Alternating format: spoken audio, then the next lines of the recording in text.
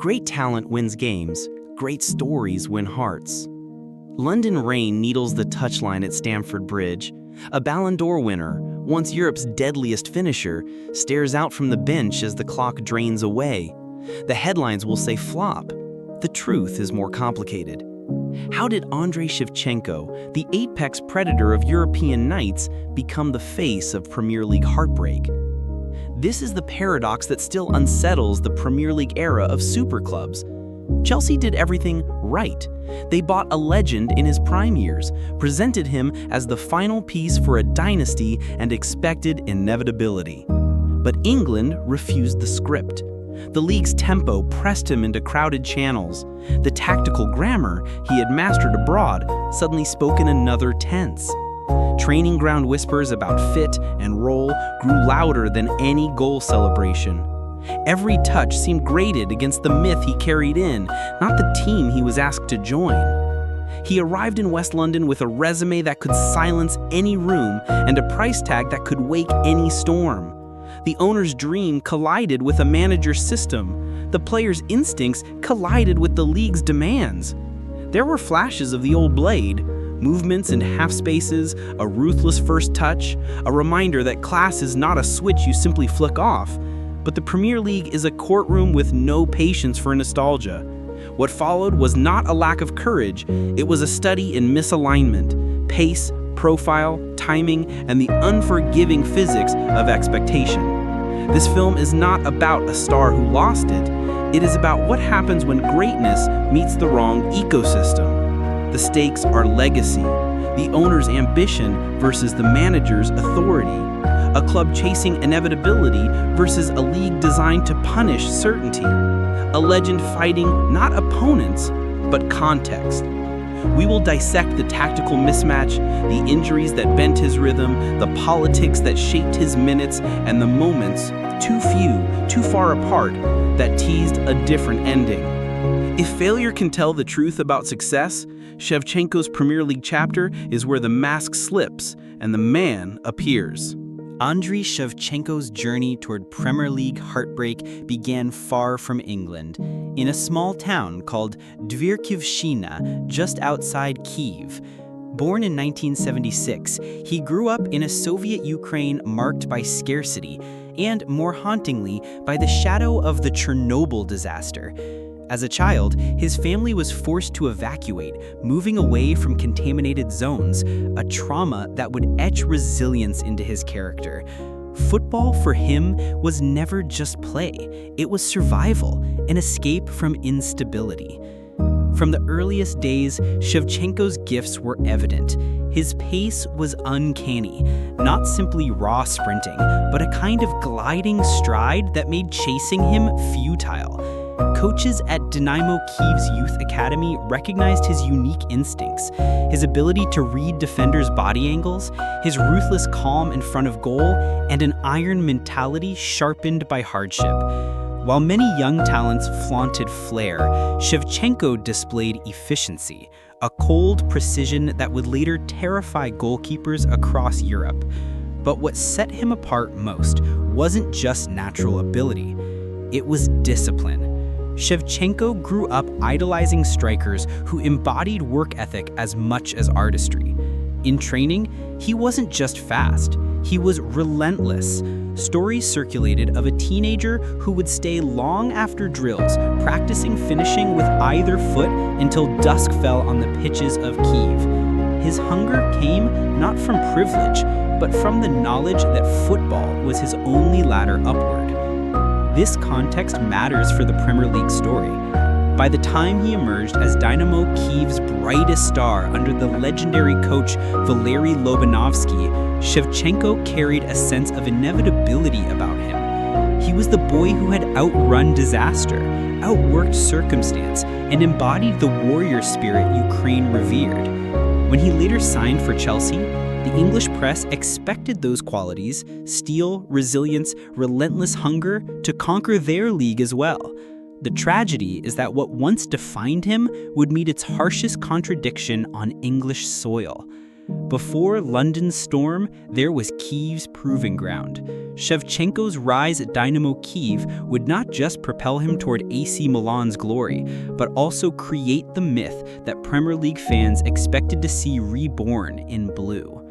Shevchenko's professional breakthrough came at Dynamo Kyiv, a club synonymous with discipline, system, and relentless collective play under coach Valery Lobanovsky. If his childhood had forged resilience, Lobanovsky refined it into a weapon. The Dynamo Academy was famous for its unforgiving regime: science-driven training sessions, strict diets, and tactical drills repeated until they became instinct.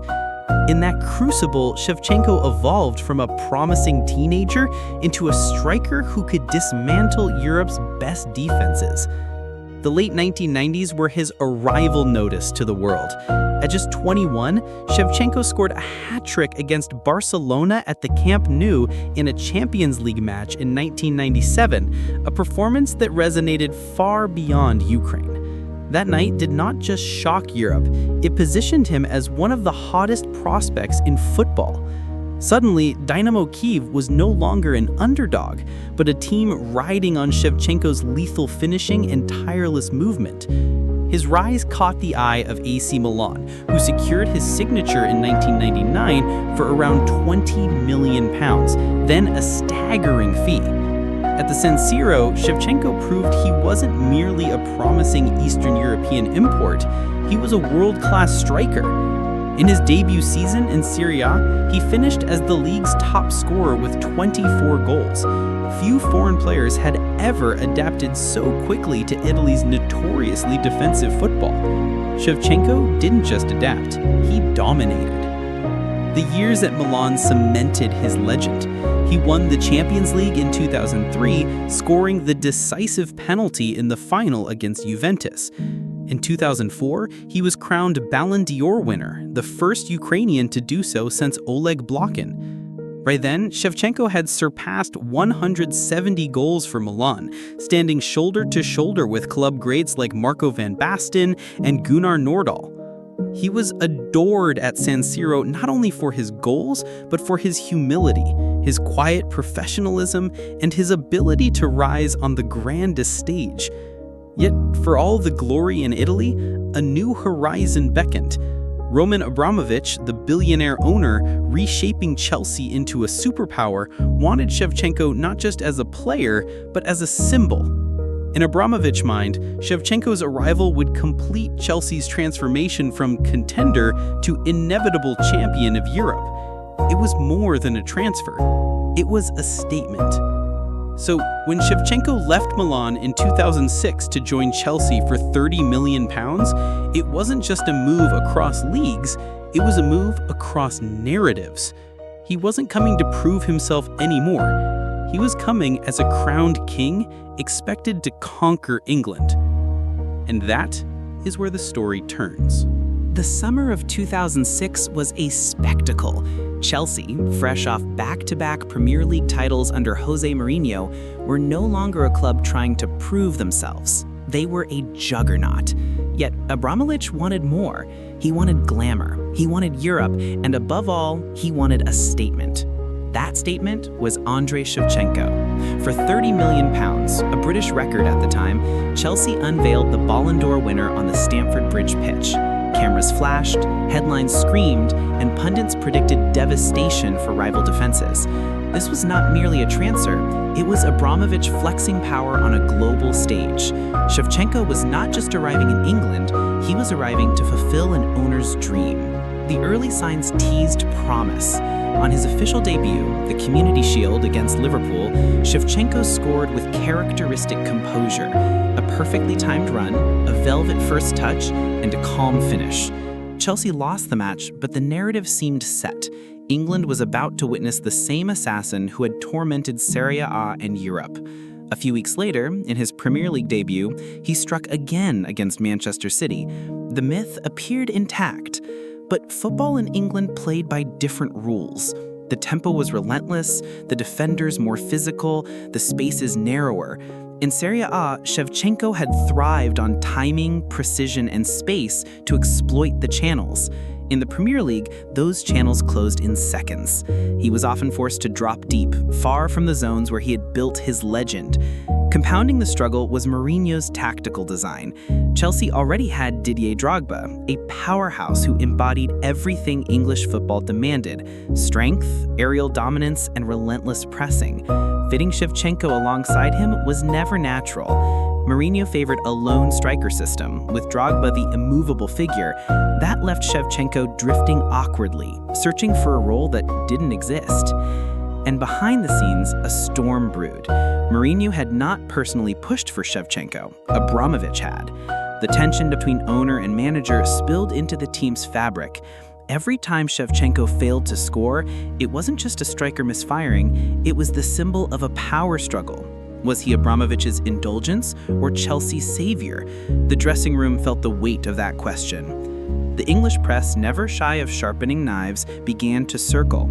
Each goalless run was magnified, each missed chance dissected. The contrast with Drogba's surging form only made things harsher. Instead of forming a dream partnership, the pair embodied Chelsea's imbalance. Shevchenko looked isolated, not because he had lost his touch, but because the stage had shifted beneath him. Still, there were flashes: a thunderous strike in the Champions League against Porto, a vital goal against Wycombe Wanderers in the League Cup semi-final. Glimpses of the Milan assassin flickered through, but they were sparks in the rain, never the firestorm Chelsea had paid for. By the end of his first season, Shevchenko had scored just 9 league goals, respectable for many strikers, catastrophic for a £30 million Ballon d'Or winner. For the first time in his career, the story was no longer about what he had achieved, but what he hadn't.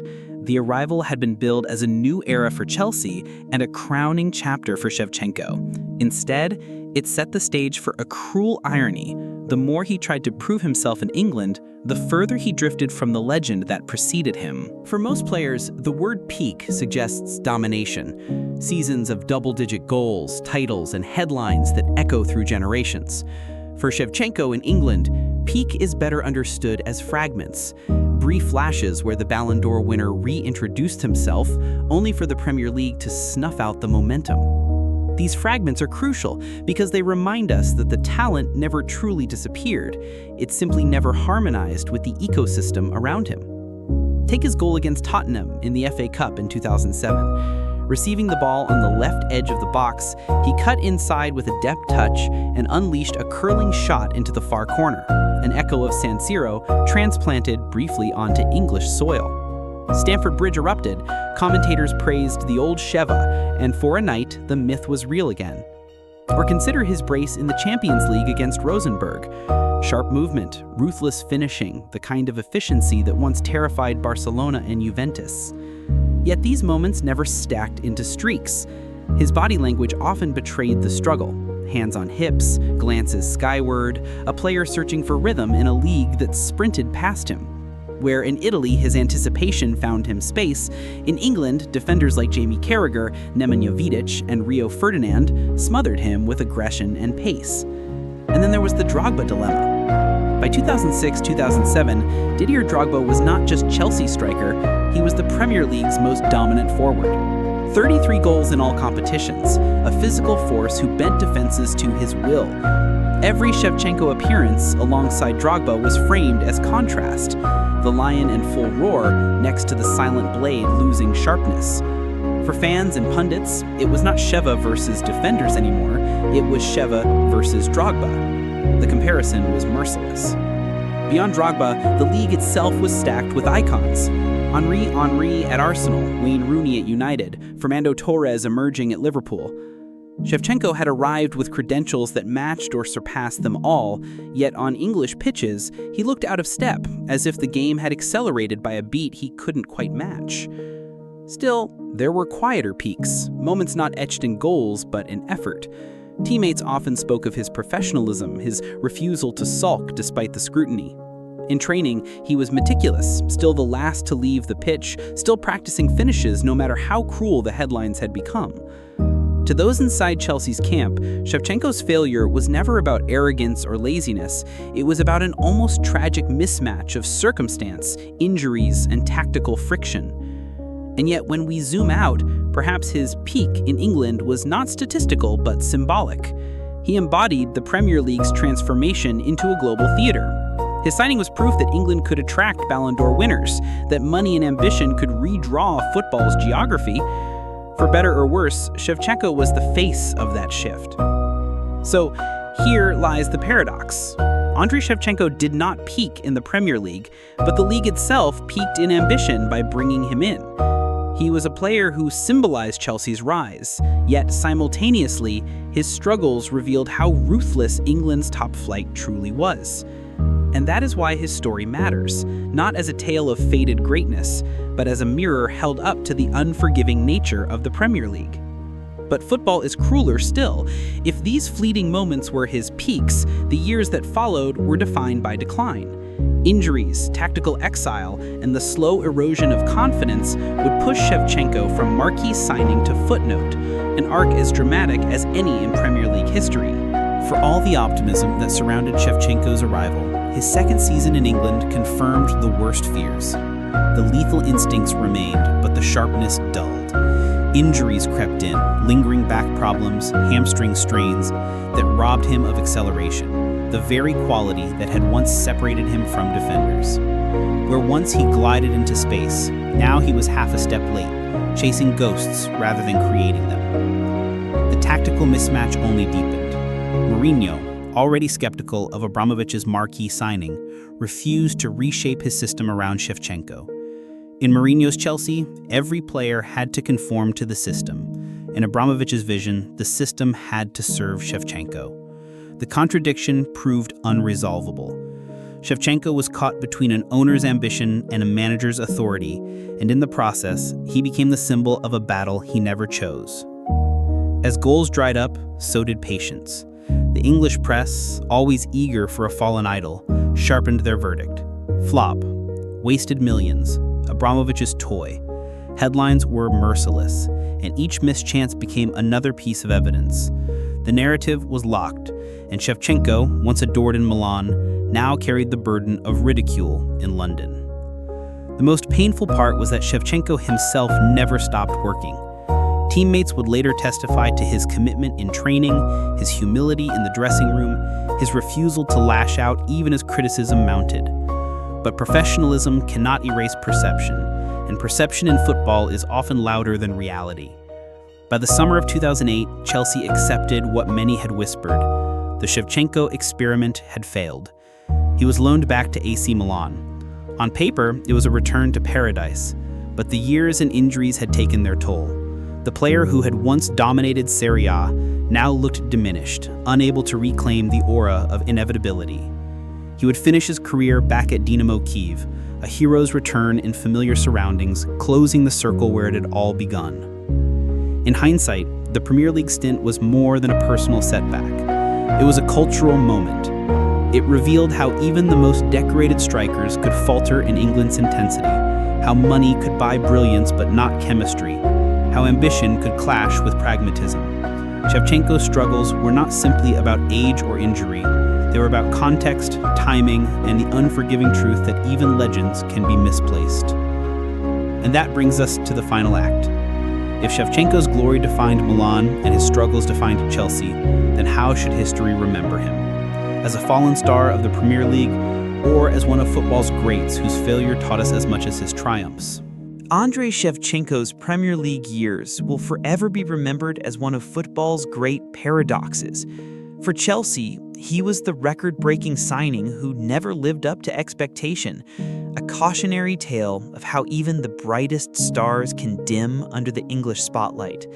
His mere 9 league goals in 3 seasons became shorthand for expensive flop, and his name is still evoked whenever a marquee transfer fails to adapt. In that sense, his legacy in England is sobering, a reminder that the Premier League is a crucible, not a coronation.